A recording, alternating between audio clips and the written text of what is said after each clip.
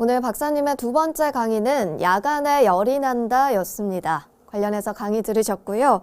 야간 발열로 고생하다가 한의학적으로 치료됐던 사례가 궁금합니다. 네. 70대 여성이 내원했습니다. 근데 이 여성은 아직도 회사를 다니고 있다고 했습니다. 근데 밤만 되면 열이 나는데 너무 괴롭다는 것입니다.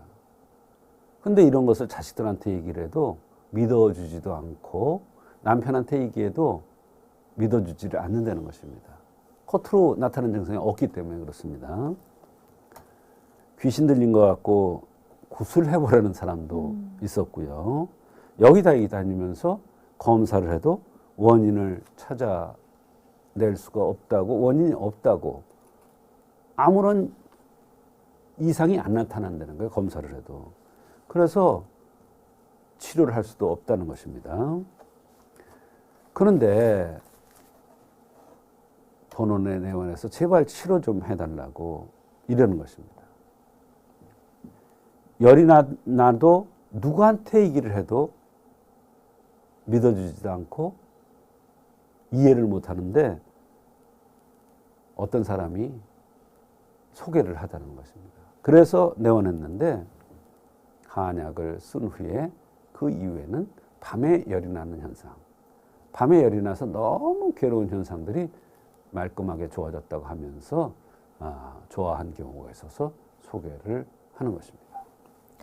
네, 그렇다면 생긴 대로 병이 오고 생긴 대로 치료를 한다는 차원에서 이 분의 생김새도 설명을 해주시죠. 네, 152에 50kg 정도 나가니까 작은 체질입니다. 아담하게 생겼어요.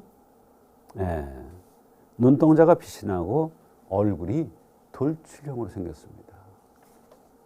목이 붉고 얼굴이 각이 진 기과형으로 얼굴이 붉고 새가슴이며 이마가 톡 튀어나왔고 상순이 들렸으면서 콧등에 주름이 지는 것이 특징이었습니다.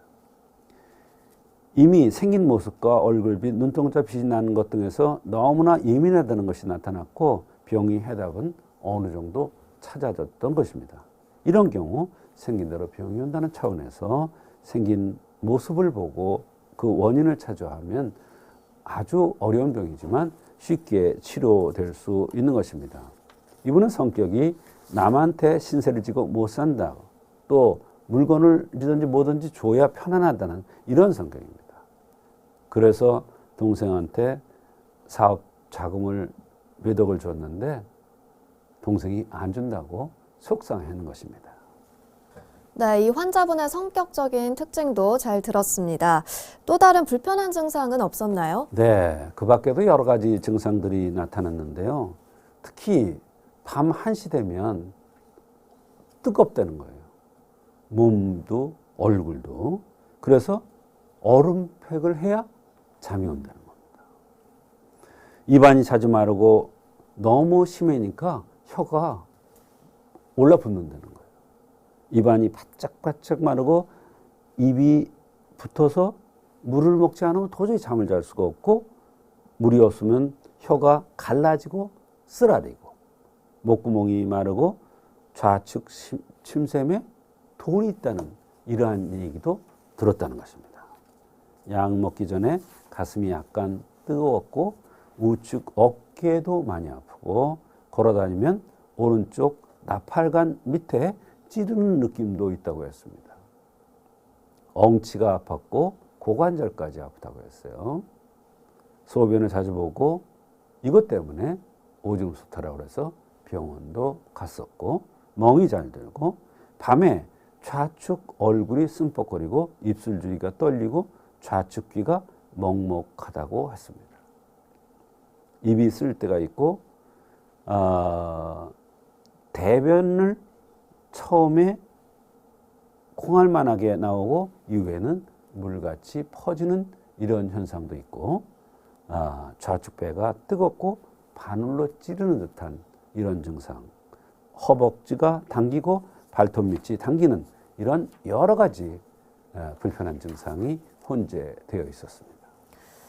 네, 지금 말씀해 주시는 걸 들으니까 정말 다 기억하지 못할 정도로 증상이 참 많은데요. 그렇습니다. 어떻게 치료를 해주셨나요? 네, 방금 말씀하신 대로 마찬가지입니다.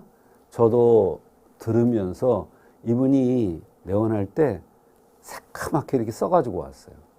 그래서 들으면서 참 어렵겠구나 이렇게 생각을 했는데 생긴 대로 병이 온다는 차원에서의 이렇게 주변 환경, 생긴 모습 이런 걸 보고 병의 원인을 찾았는데 동생한테 돈을 주고 좋은 마음에 줬는데 못 받았고 또 모든 증상들이 혈이 부족하고 화가 성에서 나타나는 증상들로 판단되어서 그래서 야간에 발열 현상이 나타났던 것으로 판단한 겁니다.